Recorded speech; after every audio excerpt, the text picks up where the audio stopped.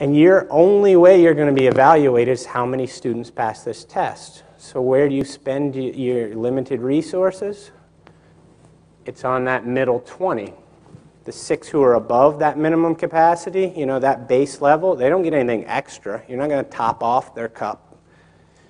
That bottom 5, they're a hopeless cause. You're not going to be able to give them enough to get them to the minimum thing. So those resources, you know, are generally written off as a waste. You know, and in my particular situation, I was not allowed to tutor students after school who did not come within X% of the passing mark. And I can understand through cold logic exactly why that was the case, but it doesn't make it any more pleasant or palatable to me. So this whole organization of No Child Left Behind is doing the very thing that its name implies it doesn't. It forces you to take these limited resources and decide, we need to leave that child behind because they're not going to help us when it comes to this final score. And they've shuffled things around to try and, you know, deal with that, but at its core element, those inequities, those problems still remain. You know, those choices still have to be made. In school, when it's doing this, when it's dictated like, we want them to know X, Y, and Z. It's factual stuff. It's just like what was, you know, talked about in the keynote. These are things given from authority. They are the law. It's not a discussion. The answer is B. Accept that it is B and memorize that fact and move on. And, you know, when you've got people who don't behave according to those patterns, the kind of wild bunch type of student, you know, who questions, well, why is it B, you know, who wants to go in different ways, once again, you've got a set amount of information you've got to get people to know and memorize and be responsible for by date X. You don't have time for this sort of deviation and specification. That wild bunch, you really want this odd thing, the true neutral, right? That's the Pokemon. It follows the orders of its trainer, nothing more, nothing less. And you see that. You see the students who say, how much is this worth? What do I need to do to get an A? Is this on the test? Because they know how this game is played. There's no reason to go above and beyond because it's not really anything they're interested in anyway. So how do you deal with this? What I'd like y'all to do is kind of tables. I'll give you 5 or 10 minutes kind of to get together and think. When you get a first-year student or whatever year you normally have a student come in, where are the top 3 places they seem to be lacking skills? Maybe writing, stick-to-itiveness, you know, creativity, adventure, you know, I mean, like, where are these top 3? If you go to that URL, it'll let you kind of put it in, and then we can kind of, if we can get some consensus by table. So just take a few minutes here and discuss it. Where do you see school failing to prepare these students?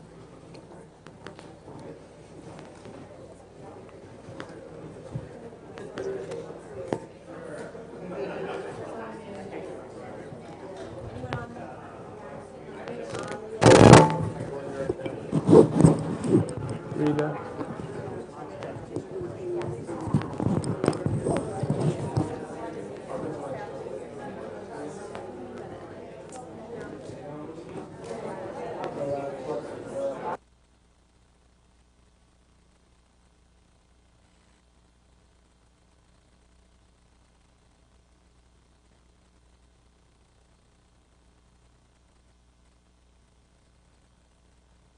Be okay. Batteries are down. Okay. Should we replace them? Yep. Switch them out with that other charge set I gave you.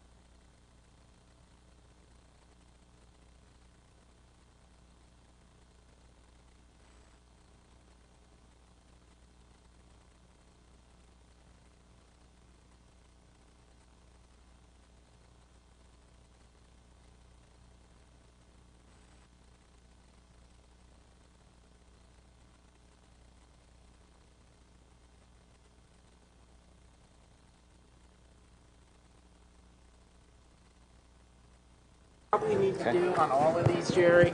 Test 1, 2.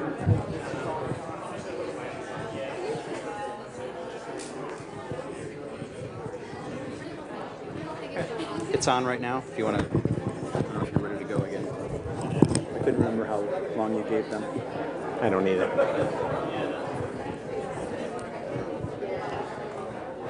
So I'll give you all one more minute. Just make sure you get those submitted, please.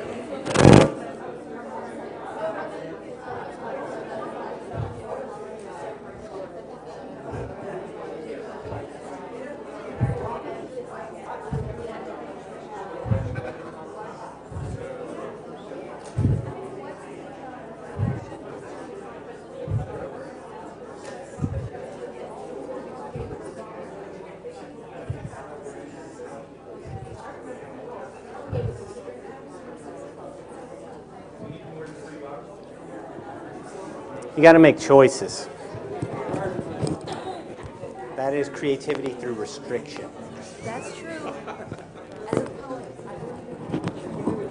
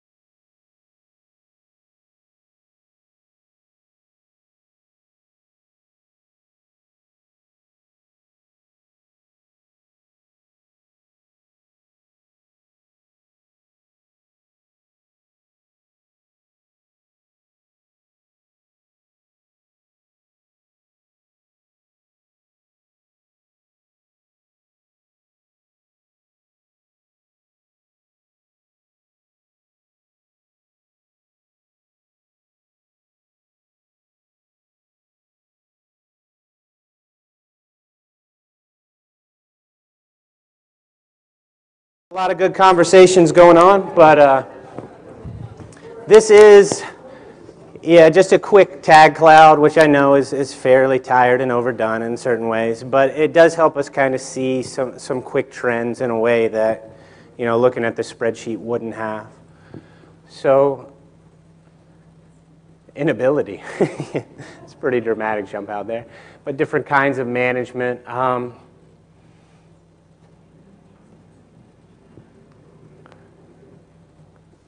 It's interesting to see these things like creativity, communication, thinking.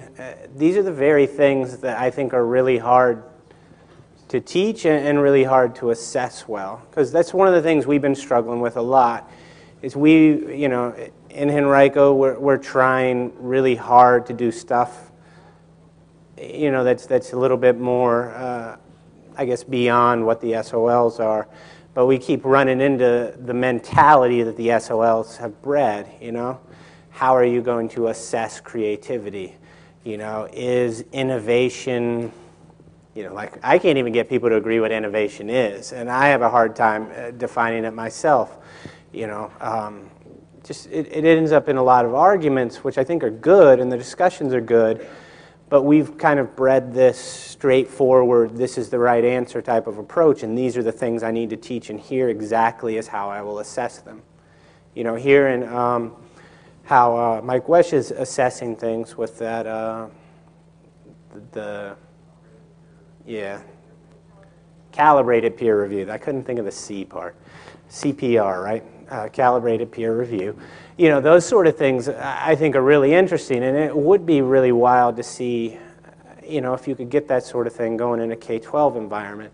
Because if you think about, you know, some of the things he said, and I pulled a couple of his slides in here in a second, they were about like this idea that he has to essentially remediate to get students to the place where they can start to do what he wants to do.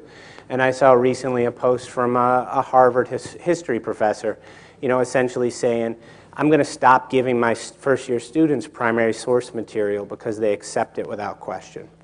You know, if you know, Cortez said he treated the Indians well, you know, the Mayans or whatever, then that's what happened. You know, they come into this environment without that critical viewpoint on things. They tend to be accepting. And if you look at the way K-12 works, we hand you a book, and this book has the right answers. We give you a test, and the book or the state has said what the right answers are. There's no arguing over whether the question was well written, you know, and it just doesn't happen. This is the way it is. You will accept it. You will move on because you are not an evaluator of knowledge. You are a receptacle to be filled. So what I did earlier is I went around and I asked a few of y'all what kind of student you would want in your classrooms. And so watch this video real quick. Kind of students, I want creative, inquisitive, curious, kind of rogue. I want students that challenge me. I want students that do cool stuff. I want students that don't necessarily want me to hold their hand. I like students with a sense of humor. I want the kind that's willing to take risks and experiment with new things, especially digital things. I want to experiment with stuff. And that gives me students that are going to go out and explore, students that are going to go out and share and learn with us as opposed to me being the only source of information. That's really the best kind of student, is the one that's willing to jump in and try something new and be willing to let it fail the first few times before they're done with it. Alright, the type of professor that I would be interested in is actually more like a student, in that there's this sort of exploration that's always happening.